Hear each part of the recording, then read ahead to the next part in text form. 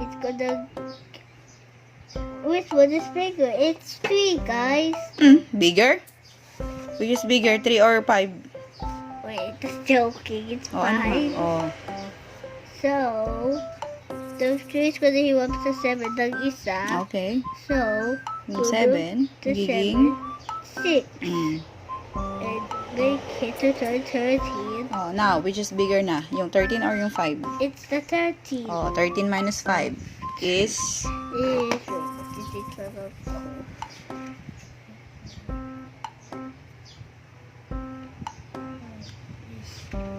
Eight.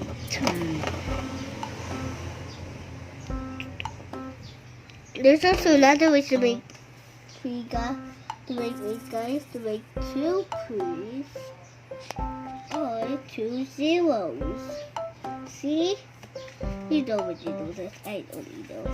So you remember in the letter 7, it's a 6. You can see up here.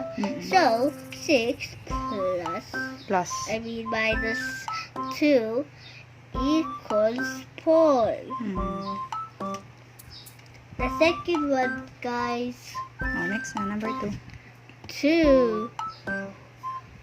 6 is more bigger, so 2 is going to heal up sa 8. Yung 8 magiging?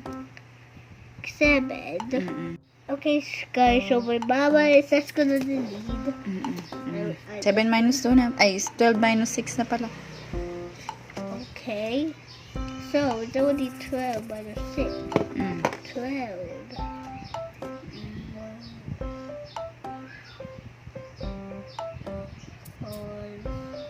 It's 6. So I said it's my first time. Now, you remember it's 7 now. Now, 7 minus 2 equals 5. You can see it's Ano nasagot sa number 2? It's 56. Oh, number 3 na. This is the last one, guys. Opo, it's like opo. the short one. Opo. Now, let's do this one. Who's bigger? It's 4. So the 3 is going to him up to 9. And then the 9 is the Magiging 8. 8. Keep the 3 and the 9. It's 13. Again, like here.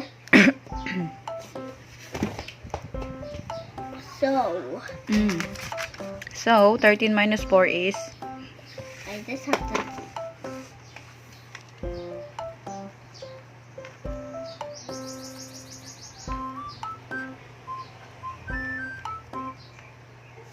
It's 90.